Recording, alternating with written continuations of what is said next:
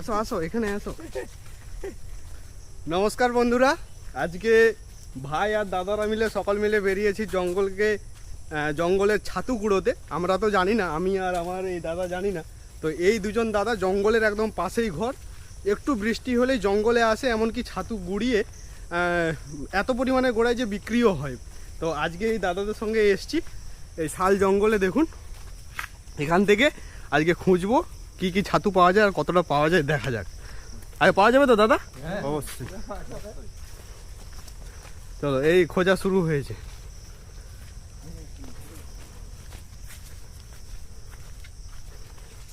আজ 2-3 দিন কন্টিনিউ বৃষ্টি হচ্ছে তো। এই যে কেউ এখান থেকে গুড়ি নিয়ে গেছে, বালিটা ওই জন্য এখানে উলট পালট আছে। হ্যাঁ দেখাবে হাতির পায়ের ছাপ। এখানকার হাতি আসে না?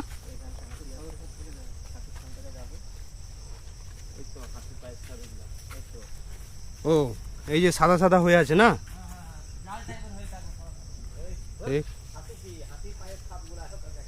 হাতির পায়ের ছাপ।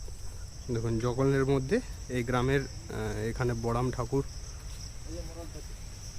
মুরল ছাতু, এটা কি ছাতু?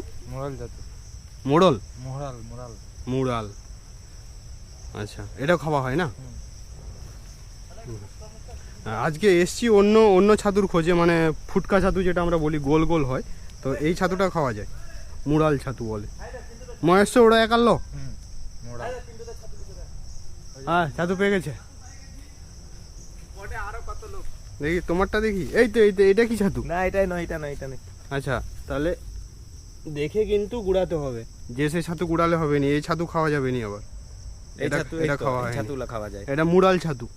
পাতড়া পাতড়া, এইটা মুরাল না, এগুলা এই তিনটাই পাতড়া ছাতু। ও আচ্ছা, সে মুরাল বললো যে। না না, পাতড়া ছাতু। আচ্ছা এটা পাতড়া ছাতু। পাতড়া ছাতু ওইখানে আগের দিকে, ওইখানে ওই যে লোকটার কাছে গুড়া। আমরা তো এসছি, কিন্তু আগেও অনেক লোক এসছে জঙ্গলকে কুড়োতে। তো তারা কতটা ছাতু কুড়িয়েছে একটু দেখাই, চলুন না। দেখি এটা কি ছাতু কুড়িয়েছেন? পাতড়া। পাতড়া ছাতু এগুলো। ও আচ্ছা আচ্ছা, হ্যাঁ মোটামুটি 200-250 গ্রাম তো হয়ে যাবে, মানে একবেলা রান্না তো হয়ে যাবে। ভুটকা ছাতু তাহলে পাননি না? ভুটকা ছাতু এখন জলে বুঝা হয়ে গেছে এগুলা। ও পাতায় ঢাকা হয়ে গেছে। আমাদেরকে আর একটু ভেতর দিকে যেতে হবে, যেখানে কেউ কুড়ায়নি। এই সাইডটাই লোক সকালবেলা এসে কুড়িয়ে নিয়ে গেছে। আমরা এখন সকাল 10টার দিকে এসেছি, একটু ভেতর জঙ্গলের দিকে যাব।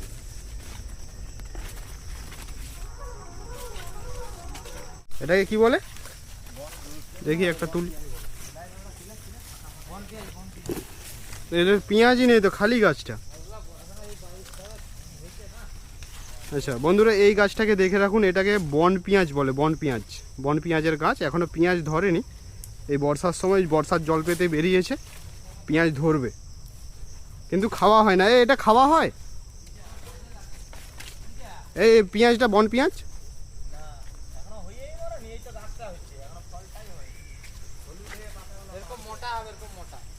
ও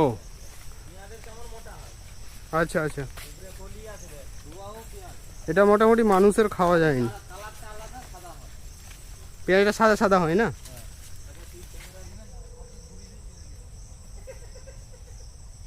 এই যে ছাতু ফুটে আছে।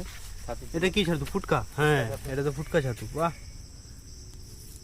একটা পাওয়া গেল, একটা পাওয়া গেছে। এই হচ্ছে ফুটকা ছাতু দেখুন। আর মুরাল ছাতু কিছু 2-3টা কুড়িয়েছি। পাতড়া ছাতু,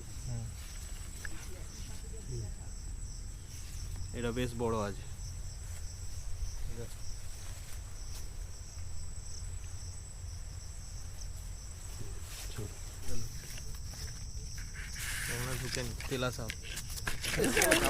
জ্বালাতন করেন।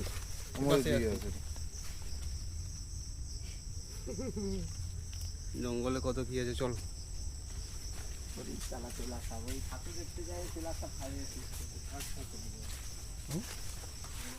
1.5 কিলোমিটার মতো ভিতরে চলে আসলাম তো মনে হয়। ধীরে ধীরে লালার গভীরতা বাড়ছে।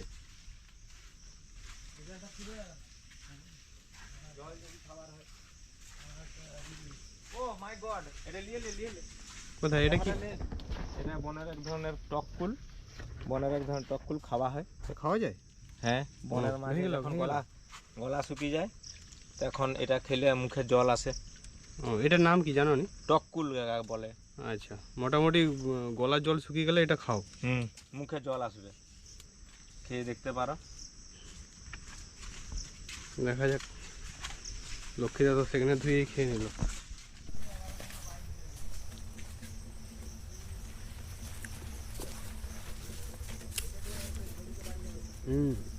বেশ টক মিষ্টি, টক মিষ্টি। এখন আমরা আপাতত জঙ্গলের 2.5 থেকে 3 কিলোমিটার ভিতরে আছি। তো ভিতরে একটা ভালো ফাঁকা প্লেস পাওয়া গেছে। তো দেখুন, ওই সামনে একটা ছোট নালা গেছে, 2-3 জায়গা থেকে নালা এসে ওই জায়গাটায় মিলিত হয়েছে। আর এখানটায় এসে হাতিও জল খায় নাকি। দেখো কেমন হ্যাঁ। ফুটে আছে, দেখো। চলো, এই তো ছাতু। ওই তো তোমার চোখের কাছে। বাহ, গুড়াও গাইস, গুড়াও কষ্টর গুড়াও গাইস। আর একটু এখানে পাশাপাশি জায়গাকে দেখে নিতে হবে আছে নাকি।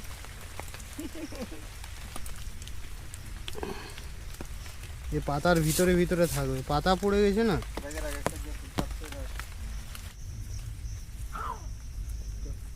হ্যাঁ, তোলো তোলো তোলো, ভোলা দা, এই তো ছাতু। আবে এই পাশে তুলবি, আই ভোলা তুই তুল এই যে। তুলো এই পাশে গাই। এই তো, বাহ, এতক্ষণ পর পাওয়া গেছে। লাও, ভাতগুলো না আছে। বালি ছাতু। এই বালি ছাতু আরে এটা নষ্ট হয়ে যাবে, এটা অন্য কি জায়গায় নষ্ট? তুলো তুলো না, তুলো। না, অন্য কিছুই নিতে হয়, এটা বালি আছে তো। ভালো করে এই বালি ছাতু পাওয়া গেছে। এটা ভোলা তুই বলবি যে পিন্টুটা সত্যি। হ্যাঁ, এগুলো তো খাওয়া হয়। এগুলো সে গ্রামেও ফুটে, বাঁশ ঝাড়ে নিচে নিচে বালি ভালো ঝাড়ে। করে লে জানা না আস্তে নিচে আস্তে। পড়ে আগে জানা। ছাতাটা রাখ, হ্যাঁ ছাতা রাখ। গাই দিয়ে তুই রেলি মধ্যে। ইস সেটা ভুলে গেছে মাল। কটা টিকিটটা দেখি সেটা দিলো? ঠিক আছে। এটা আলাদা করে দিন। কপালে থাকলে পাই। কি নাম তাহলে লক্ষ্মীটা? টিগরা নাকি? ওর চোখে মোটামুটি ফাঁকি যাবে না।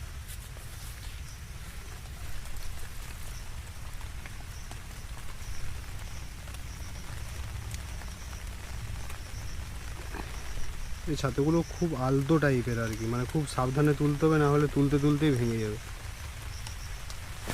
আমরা যে মার্কেটে ফুটকা ছাতু 300 টাকা 400 টাকা কিলো কিনি, অ্যাকচুয়ালি সেটা দাম নেওয়াটাই প্রযোজ্য। কারণ ছাতু খুঁজতে কী পরিশ্রম সেটা আজকে ঘুরেই বোঝা গেল। পুরো জঙ্গল ঘুরেও খুব একটা ছাতু পাওয়া যায়নি, খুব কমই পাওয়া গেছে আর কি।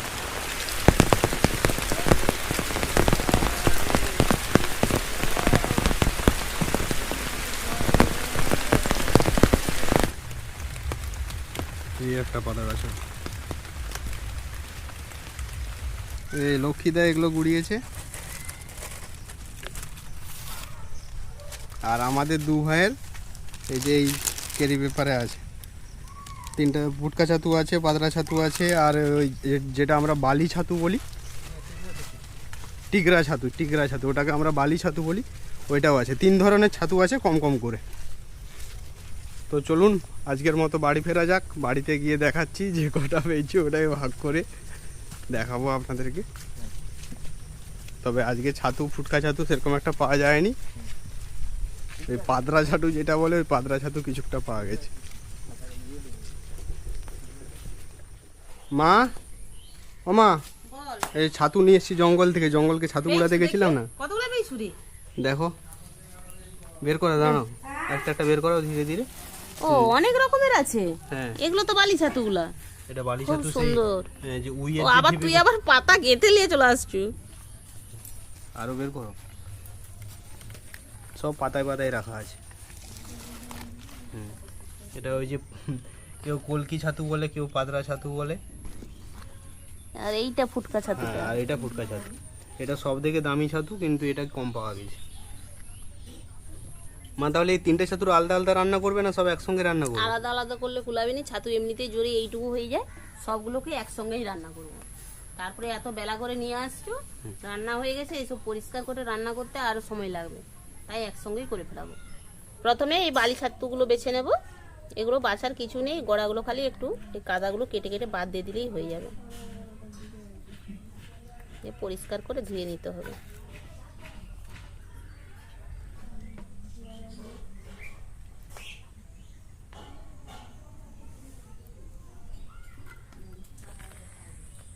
এই ছাতুগুলোর উপরগুলো একটু বটির সাহায্যে হোক বা চামচ দিয়ে বা হাত দিয়ে একটু ছুলে নেব। এখন ভেজা ভেজা আছে তাই হাতেই উঠে যাচ্ছে। এবার এইভাবে কেটে নেব। এই যে ভেতরে নরম অংশ, এই যে এই ধারটা কালো হয়ে গেছে মানে নষ্ট হয়ে গেছে।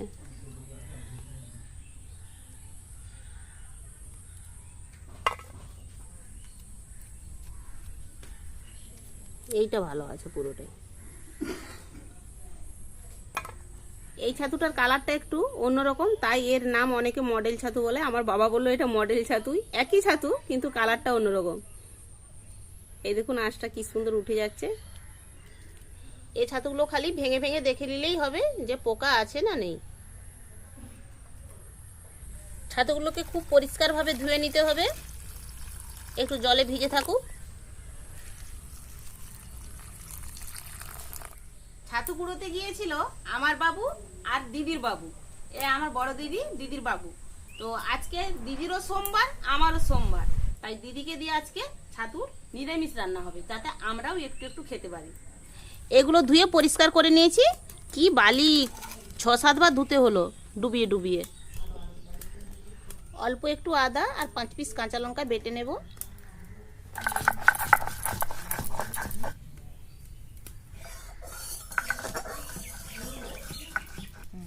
এইভাবে নিচড়ে জলটা বের করে নেব, তারপর তেলে ছাড়ছি।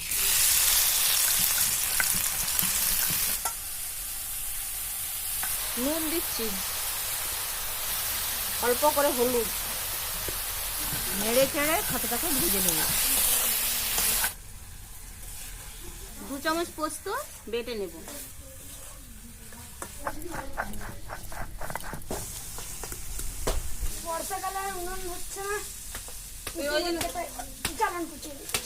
হাতে লেগে যাবে। ভালো করে ভেজে নিয়েছি, এবার তুলে নিচ্ছি। রান্নার জন্য অল্প করে সরষের তেল দিচ্ছি। এই তেলের উপরে জিরা দিচ্ছি, এবার লঙ্কা দিলাম,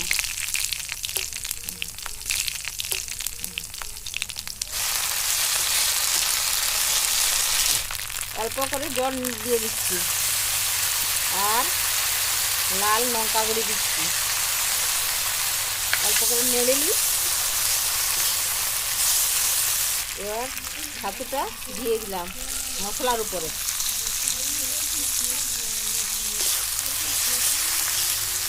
তারপরে একটু নেড়ে নিয়ে জল ঢেলে দেবো। এই পোস্ত বাটা জল দিয়ে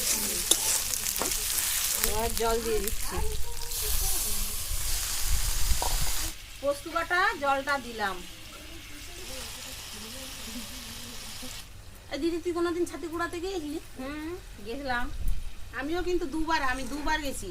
আমার মনে আছে আমি 2 বার ছাতু, ওই ফুটকা ছাতুগুলা, তাই এই ছাতুগুলো কুড়াইনি। ফুটকা ছাতু আর ওই যে ওই ছাতুগুলো মানে বালি ছাতুগুলো ওইগুলো কুড়াইছি।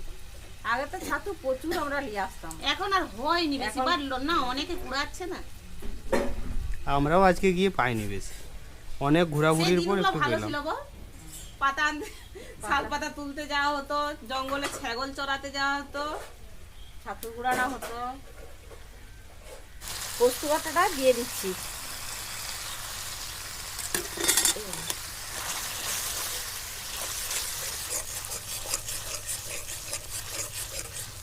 এবার নাম করে নিচ্ছি।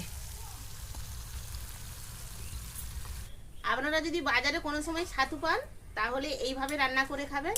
আর যারা মাংসর মতো খেতে পছন্দ করেন তারা আদা রসুন পেঁয়াজ দিয়ে রান্না করবেন, সাথে একটু আলু ডুমো ডুমো করে দেবেন। এই যে ফুটকা ছাতু যেটা বললাম, ওই ছাতুটাকে খুব সুন্দর লাগে। খাসি মাংস ফেলে আপনারা ওই ছাতুর তরকারিটা খাবেন, এত টেস্ট লাগে। আমি তবু গরম গরম দুটো ভাত দিয়ে খাবো। দুপুরে খেয়েছি, কম করেই খেয়েছি, এই ছাতু দিয়ে খাবো বলে। দিদির বাবুও খাবে, বসে আছে অপেক্ষা করছে। আমার বাবু খেয়ে নিয়েছে ভাত, কিন্তু গরম তরকারি দিয়ে আরেক মুঠো খাবে। কষ্ট করে জলে ভিজে ভিজে ছেলেগুলো ছাতু তুলে নিয়ে এলো। দাও মা একটু গরম গরম তরকারি ভাতটার ওপরে দিয়ে দাও। হ্যাঁ বাস, আর নয়, কারণ অনেক কষ্টের ছাতু, সকলে একটু একটু খাবে। সবাই একটু একটু খাবে হ্যাঁ, বাবা। বাস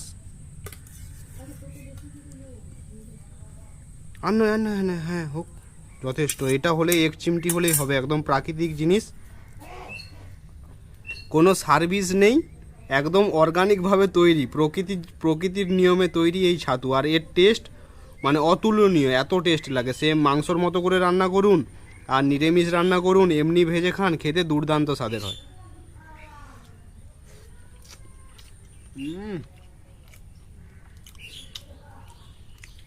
অপূর্ব অপূর্ব।